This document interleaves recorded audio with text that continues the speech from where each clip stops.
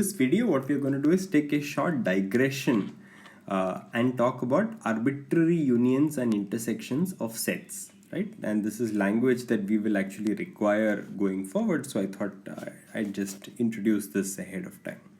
All right, so the point is that since high school we have all been studying unions of finite collections of sets and intersections of finite collections of sets. So the only point of this video is to point out to you that it is meaningful to talk about unions and intersections of arbitrary families of sets. In particular, this family of sets may be countable, it may be uncountable, it could be absolutely anything, right? Hence the word arbitrary. Okay, so how do we do this? The first thing to do is, of course, to even define or set up a notation for an arbitrary family of sets, right? The cleanest way of doing this is basically via what is called an index set. So let me set up the notation and then we'll see what I mean. Let script I denote an index set.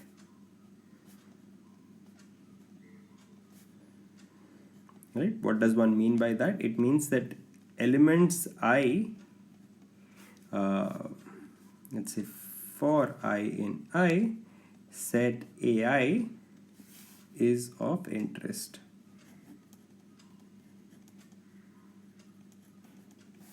Right? So more generally, the family of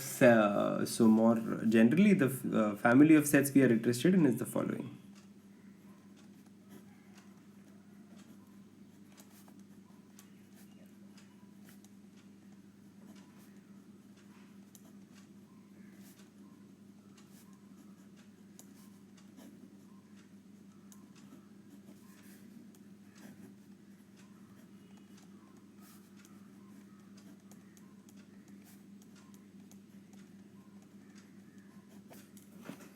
Okay, so as you can see from this, the index set I is simply used to, in some sense, name the sets under consideration, right? So for every I in the index set, there exists a set AI which is in the family of interest.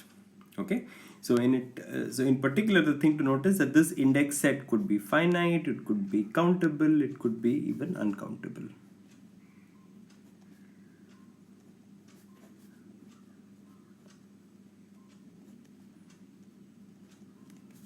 Right?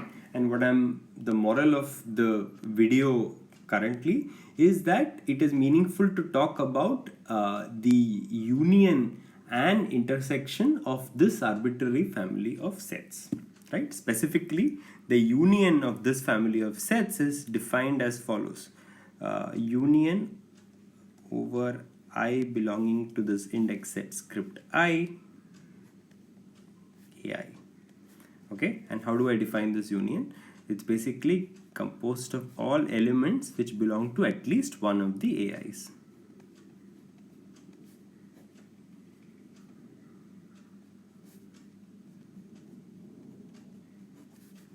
Right, and again, you should be able to quickly convince yourself that this is of course consistent with the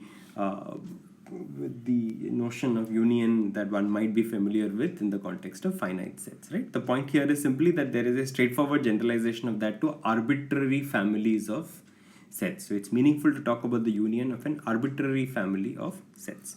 Similarly, you can talk about intersection as well.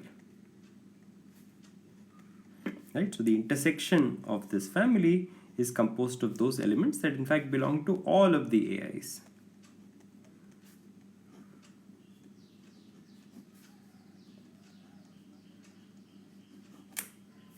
Right? So just to firm this up, let me give you an example. Suppose I consider the index set to be the positive reals.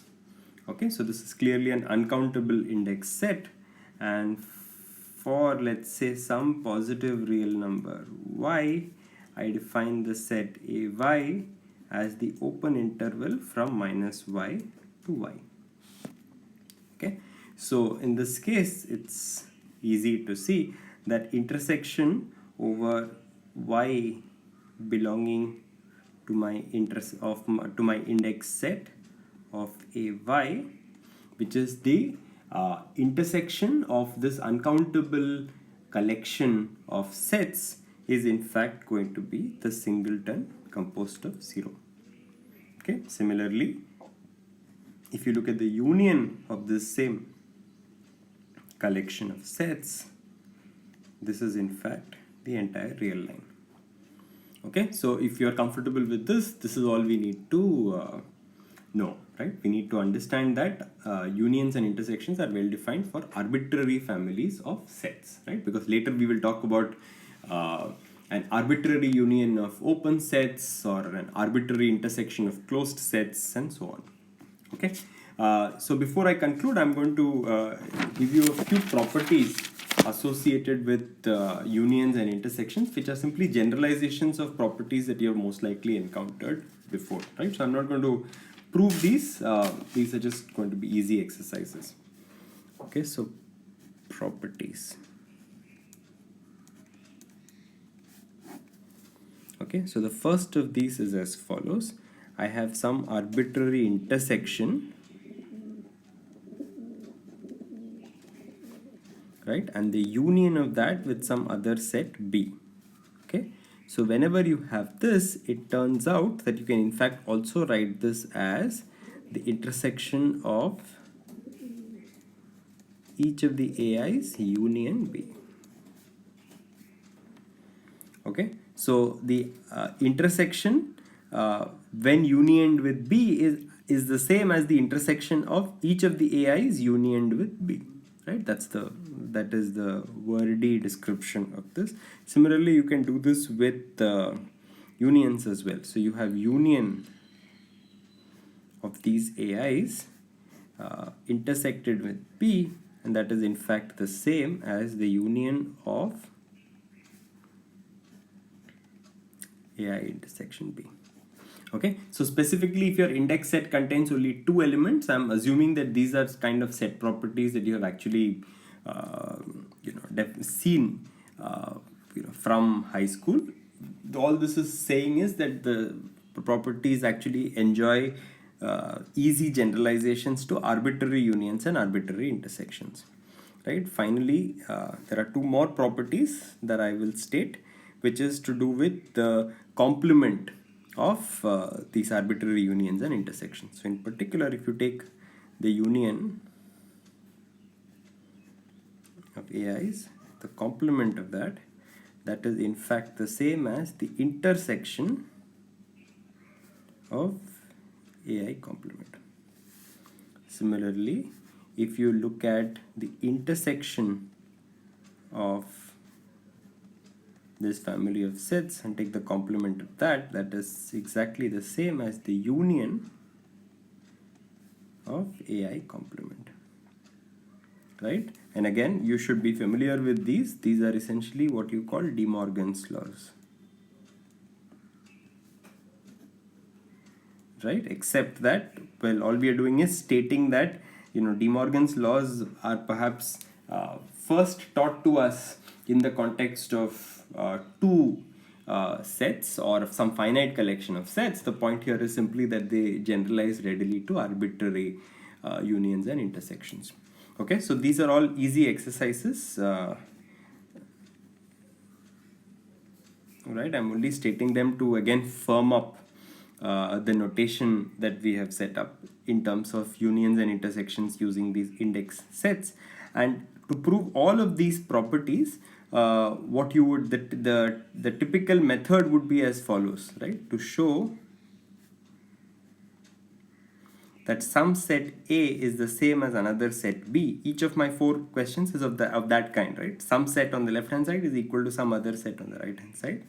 What you can do is show that A is a subset of B and B is a subset of A. Right? So if you can show that A is a subset of B and B is a subset of A, then that would imply that the set A is equal to the set B. Right? So for example, to prove the first property, what you need to do is that there is a set on the left hand side, there is a set on the right hand side.